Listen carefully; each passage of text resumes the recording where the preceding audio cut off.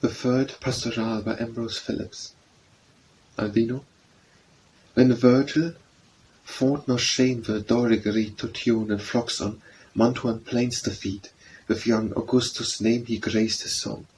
And Spencer, when amid the rural throng he carolled sweet and graced along the flood of gentle femmes, made every sounding wood with good Eliza's name to ring around. Eliza's name on every tree was found, since when through in our scarce ease we live and see our cattle unmolested thrive, while from our Albion her victorious arms drive wasteful warfare, loud and dire alarms. Like them will I my slender music raise and teach the vocal valleys Anna's praise.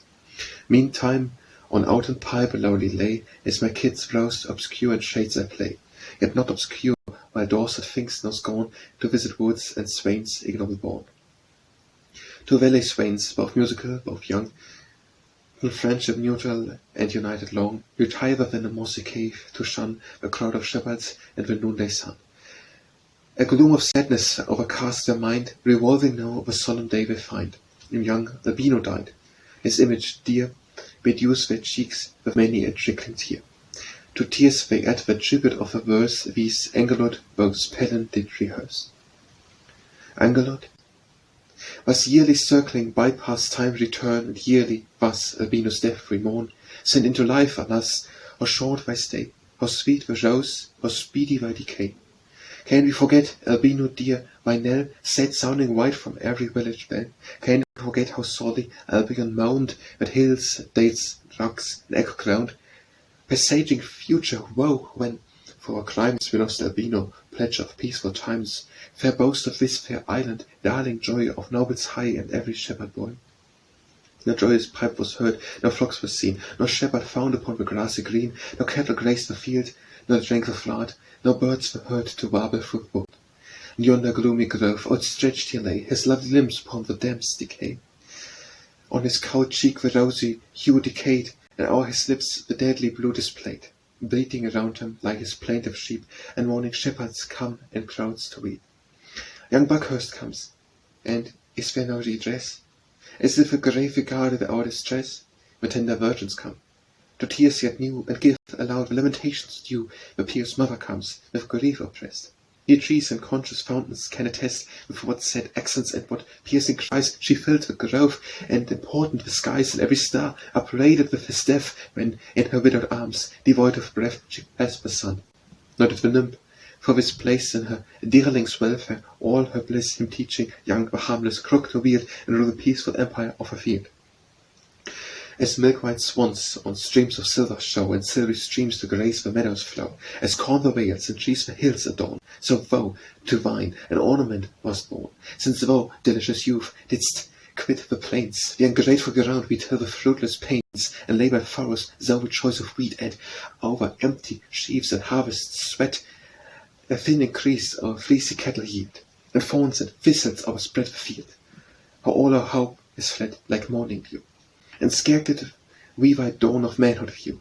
Who now shall teach the pointed spear to throw, to whirl the sling, and bend the stubborn bow, to toss the quoit with steady aim, and far with sinew force to pitch the messy bar? Nor darst thou live to bless thy mother's days, to share her triumphs and feel her praise, and fond rams to purchase early fame, and add new glories to the British name. Oh, peaceful may thy gentle spirit rest, the flowery turf lie light upon thy breast, nor shrieking out, nor bed, my tomb fly round, nor midnight goblins revel o'er the ground. Pelin. No more mistaken, Angelot complain. Albino lives, and all our tears are vain. Albino lives, and will forever live, with myriads mixed, who never know to grieve, or welcome his stranger guest, nor fear ever to mourn his absence with a tear, where cold, nor heat, nor irksome toiler annoy, nor age, nor sickness comes to damp their joy. Another royal nymph, who bore him, deigns the land to rule, and shields the simple swains, while from above Proptius he looks down. For this the welkin darts no longer flown, each planet shines indulgent from his sphere, and we renew our pastimes with the year. Hills, dales, and woods, the thrilling pipes resound, the boys and virgins dance, with chaplets crowned, and hail Albino blessed. The valleys ring, Albino blessed, how now, if ever, bring the laurel green, with smelling eglantine and tender branches from the mantling vine, the dewy coastlet which in meadow grows, the fountain violet and the garden rose, marsh lily sweet, and tufts of daffodil, the 40-year cull from wood, or verdant hill, whether an open sun or shade they blow, more early summer and some unfolding flow, bringing heapless canisters of every kind, as if a summer had with spring combined and nature forward to assist your care. That no profusion for Albino spare. Your hamlet strew in every public way, and consecrate to Merthabino's day. Myself will lavish all my little store, and deal about the goblet flowing hour. Out in Moline there shall harp young Myko sing, and Cardi dance around amid the ring, and Hobbinol his antique gamboots play. To thee these honours yearly will we pay, nor fail to mention thee in all our cheer, and teach our children with remembrance dear, when we our shearing feast or harvest keep, to speed the plough and bless our thriving sheep. My willow kids and herbage lambs pursue, while bees love vine and locusts sip the dew, while birds delight in woods, where notes to strain by name and sweet memorials shall remain.